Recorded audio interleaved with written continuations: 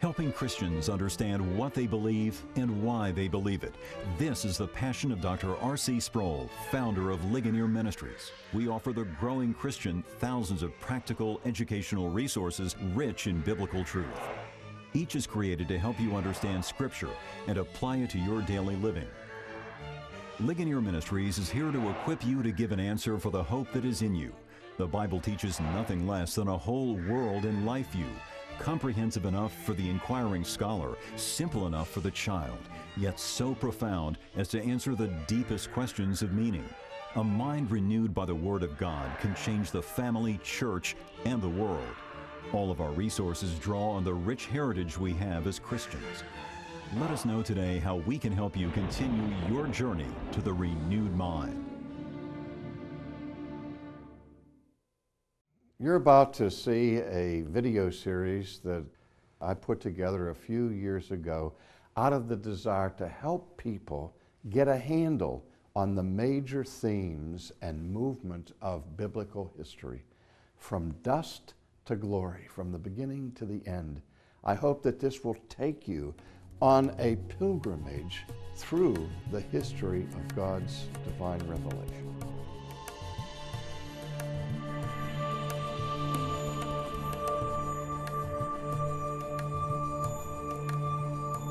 You've noticed that the question that was facing those Jews who had been deported into Babylon was the question, how do we sing the Lord's song in a strange and foreign land? Now, what they were experiencing at this point in history had been experienced much early in their history in the case of one man who had been exiled and deported to a foreign country. But in his case, he was alone. He didn't have the communion of saints to support him in his captivity. And I'm thinking, of course, of the life of Joseph in the Old Testament, when he had been sent into the land of Egypt, ended up in jail for many, many years. And the thing that was able to catapult him from a position of powerlessness in exile to being elevated to the realm of the prime minister of the land of Egypt was his God-given gift of the interpreting of dreams. We remember that which liberated Joseph from his condition was the occasion when Pharaoh had a dream that disturbed him and he couldn't understand it. And all of his magicians and counselors failed to give this interpretation until Daniel was called for, till Joseph was called for, and Joseph unraveled the mystery for him. Now, the same sort of event takes place early on in the book of Daniel. The conquering king of the Babylonians was Nebuchadnezzar. And Nebuchadnezzar had a dream that disturbed him and bothered him. And he wanted to know what it meant, but he didn't tell the contents to those who were assembled among his court to give their interpretation. And no one was able to unveil the secret of this dream. And we read in the book of the prophet Daniel, in the second chapter of the dream of Nebuchadnezzar and of Daniel's explanation of it. In verse 24 of chapter 2 we read this: Therefore Daniel went to Arioch, whom the king had appointed to destroy the wise men of Babylon. He went and said thus to him, Do not destroy the wise men of Babylon. Take me before the king, and I will tell the king the interpretation. And so Arioch quickly brought Daniel before the king and said, I have found a man of the captives of Judah who will make known to the king the interpretation. And so the king asked Daniel, whom he called Belteshazzar, Are you able to make known to me the dream which I have seen and its interpretation? And Daniel answered and said, The secret that the king has demanded, the wise men, the astrologers, the magicians, the soothsayers cannot declare to the king, but there is a God in heaven who reveals secrets. and he has made known to King Nebuchadnezzar what will be in the latter days. And then he proceeds to tell him the content of the dream. In verse 31, he said, "You, O king, were watching, and behold, a great image. And this great image, whose splendor was excellent, stood before you, and its form was awesome.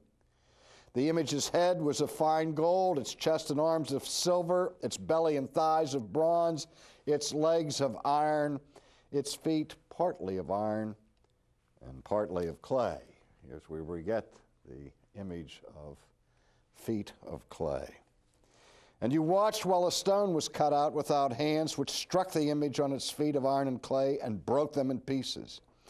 Then the iron, the clay, the bronze, the silver, and the gold were crushed together and became like chaff from the summer threshing floors," and so on. Now in verse 36, "This is the dream. Now we will tell you the interpretation of it. You, O king, are a king of kings, for the God of heaven has given you a kingdom, power, strength, and glory. And wherever the children of men dwell, and the beasts of the field, and the birds of the heaven, he has given them into your hand and has made you ruler over them. You are this head of gold. But after you shall rise another kingdom that is inferior to yours, and then another, and then a third kingdom of bronze, which shall rule over the earth. And then the fourth kingdom shall be strong as iron, inasmuch as iron breaks in pieces and shatters everything. And like iron that crushes, that kingdom will break in pieces and crush all the others." And he goes on to explain the forecoming of 4 distinctive kingdoms. Now, there's been much controversy and debate in identifying exactly the 4 kingdoms that are in view here. I favor the position that is held by many scholars that the 4 kingdoms, the first one is clear, it is the kingdom of Babylon. And second, the kingdom of Babylon is followed by what is called the Medo-Persian kingdom, as the Persians conquered the Babylonians. And the third kingdom that follows after the Persian kingdom in ancient civilization was the Greek conquest of the ancient world, which one then in turn was followed by the Roman Empire. Now, as I say, there are some variations of this theme that others have concocted, but for the most part, this seems to be what these 4 kingdoms represent. And so Babylon's king, Nebuchadnezzar, is given this dream by which it is revealed to him that his kingdom is going to fall. And it's going to be followed up by lesser kingdoms that will all be controlled by the providence of God to bring about his future purposes. Now, we know that soon after the interpretation of this dream, Daniel, like Joseph before him, was promoted to a position of authority in the kingdom, along with some of his friends, Shadrach, Meshach, and Abednego. And we're all familiar, I think, with that story, how that after that, Nebuchadnezzar made this magnificent golden image of himself and required that the people show their obeisance to him by bowing down before the king. And Shadrach, Meshach, and Abednego could not do that, because we remember that one of the main reasons why the judgment of this exile came upon the people was because the people had fallen into the practice of idolatry. They had given worship to other gods and to pagan images. And even though they're in exile, and they're surrounded by a culture that does not share their faith, Shadrach, Meshach, and Abednego will not compromise. And if there's a message here for us today, it's in the devotion and the loyalty of these men to the living God. And so certain of the Babylonians came and made accusations against the Jews. They flattered Nebuchadnezzar. They said, "O king, live forever. O king, you have made a decree that everyone who hears the sound of the horn, flute, harp, lyre, and psaltery in symphony with all kinds of music shall fall down and worship the gold image. And whoever does not fall down shall be cast into the midst of a burning fiery furnace. But there are certain Jews among you whom you have set over the affairs of the province of Babylon, Shadrach, Meshach, and Abednego. These men, O king, have not paid due regard to you." And can you see what's going on here? Some of the Babylonians are fiercely jealous that these foreigners have been exalted to positions of esteem and authority in the kingdom. And they're trying to be scrupulous. But these envious people come and say, "Hey, king, you made a decree that anybody who refused to bow down to that golden image was to be cast into the burning fiery furnace. And there are 3 of these foreigners that are not doing it."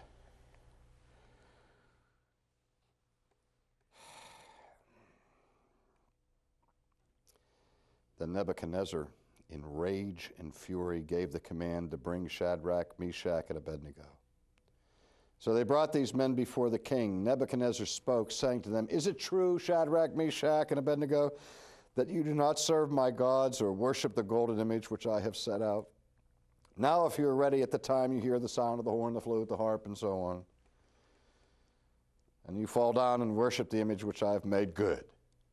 But if you do not worship, you shall be cast immediately into the midst of a burning fiery furnace. And who is the God who will deliver you from my hands?" I want you to remember that.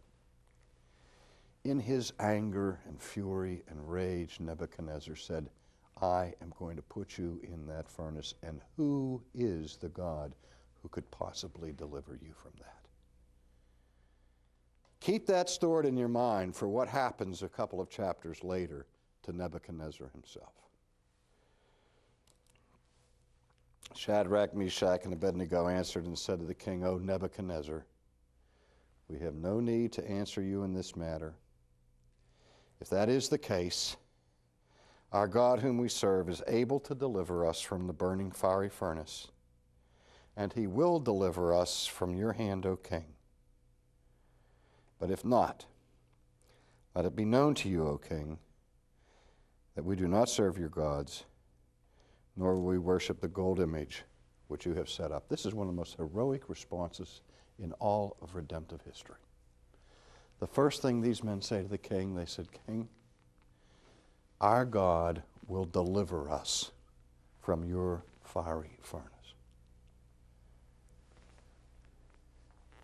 But if he doesn't, we're still not going to bow down to your image or violate the terms of our covenant with God. If God rescues us, fine. But we're not fair weather fans of God. We are prepared to lay down our lives to be faithful to him." Well, that didn't exactly please Nebuchadnezzar. For we read that then Nebuchadnezzar was full of fury, and the expression of his face changed toward Shadrach, Meshach, and Abednego. He spoke and commanded that they heat the furnace 7 times more than it was usually heated. And he commanded certain mighty men of valor who were in his army to bind Shadrach, Meshach, and Abednego and cast them into the burning fire. And then these men were bound in their coats, their trousers, their turbans, and their other garments, and were cast into the midst of the burning fiery furnace. And therefore, because the king's command was urgent and the furnace exceedingly hot, the flame of the fire killed those men who took up Shadrach, Meshach, and Abednego. And these 3 fell down, bound into the midst of the burning fiery furnace. So they heated the oven so hot that the heat that emanated from it killed the guards that had tied and bound Shadrach, Meshach, and Abednego and thrown them into this devouring flame. Verse 24. And then King Nebuchadnezzar was astonished. And he rose in haste and spoke, saying to his counselor, Did we not cast 3 men bound into the midst of the fire? And they answered and said to the king, True, O king. Look, he answered, I see 4 men loose, walking in the midst of the fire, and they are not hurt. And the form of the 4th is like unto the Son of God. I have to think that this is an Old Testament Christophany. This is a pre-incarnation appearance of the second person of the Trinity, who came not to the cross, but to the furnace, who stood in the crucible with his faithful people and rescued them from the wrath of this king.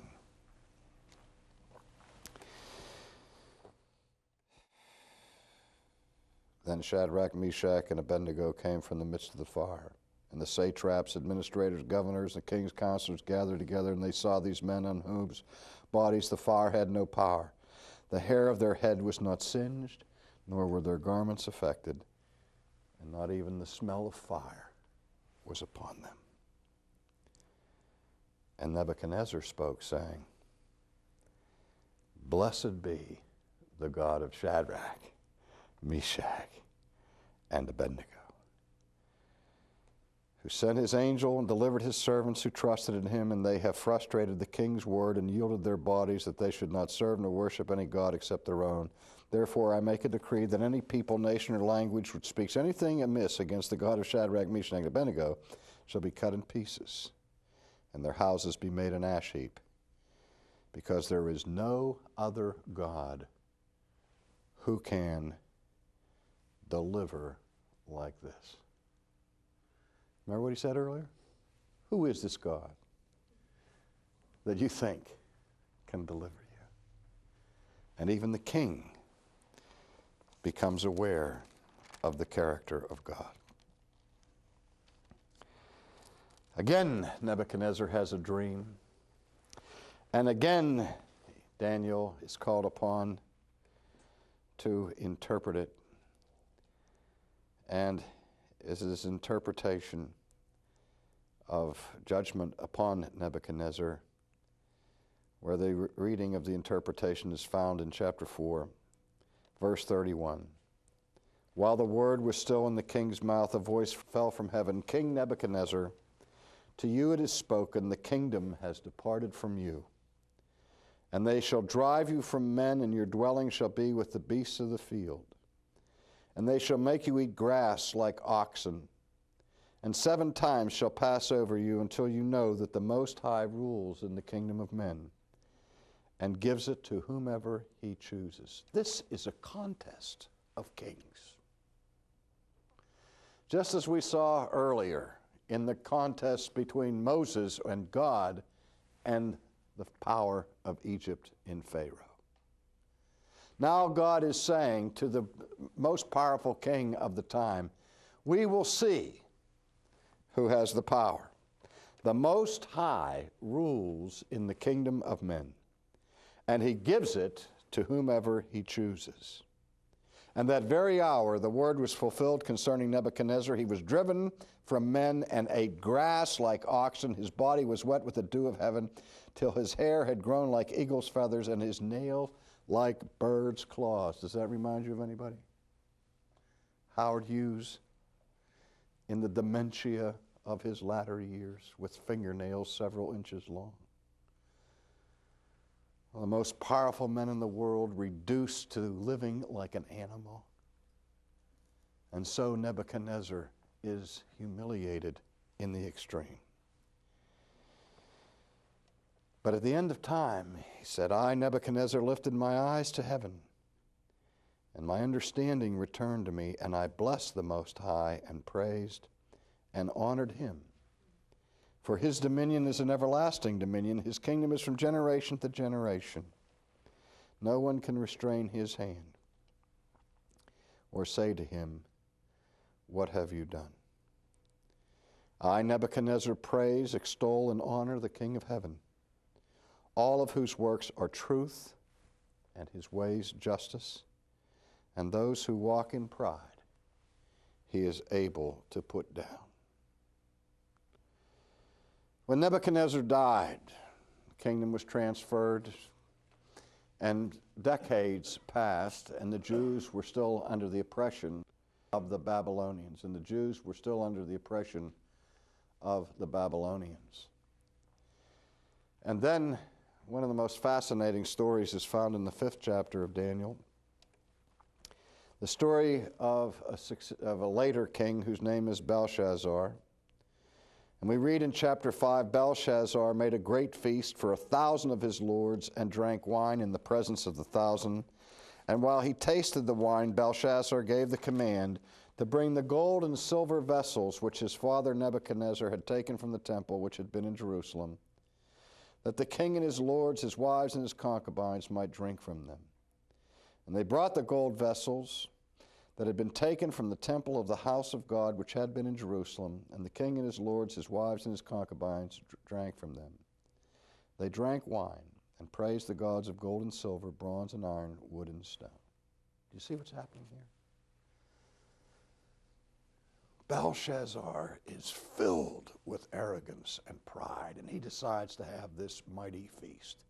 He is the king of Babylon, and you have to understand that the city of Babylon, of all of the cities of antiquity, was clearly the most impregnable fortress of that time. Its walls were so thick and so high, it had no apparent points of vulnerability.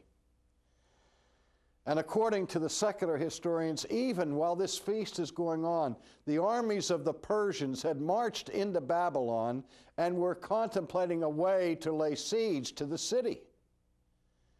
Didn't bother Belshazzar, because he knew there was nothing the Persians could do to defeat them. They had enough provisions in this huge city to last for years, and they could simply outweight the armies of the Persians. And as I said, the walls were impregnable. So he decided to have a feast, and he has all his dukes and duchesses and lords and princes, and gets thousands get together for this feast. And while this feast goes on and they're drinking the finest wine, he orders that the booty from the destruction of Jerusalem, the sacred vessels of Almighty God, be used in this orgiastic celebration. And he takes the holy vessels of God, fills them with the finest wine so they can toast the pagan idols, the gods of gold and of silver. And while he's in the midst of this arrogant celebration, suddenly he turns and he sees what nobody else in the room is facing. He sees a hand that seems to be detached, a hand writing on the wall. Strange words appear before him, and listen to the account of what happens. He said, the same hour the fingers of a man's hand appeared and wrote opposite the lampstand on the plaster of the wall of the king's palace. And the king saw the part of the hand that wrote. And then the king's countenance changed. His thoughts troubled him so that the joints of his hips were loosened, and his knees knocked against each other. I mean, here's this powerful king falling apart. His knees are knocking together. And he doesn't know what it means, and he calls for his soothsayers again to interpret it, and they can't. The words say, Mene, mene, tekel, upharsin. And again, finally, it is Daniel who is brought in to interpret the saying. And he says to him, the meaning of these words is clear. God has numbered your kingdom and finished it. You have been weighed in the balances and found wanting, and your kingdom has been divided and given to the Medes and to the Persians.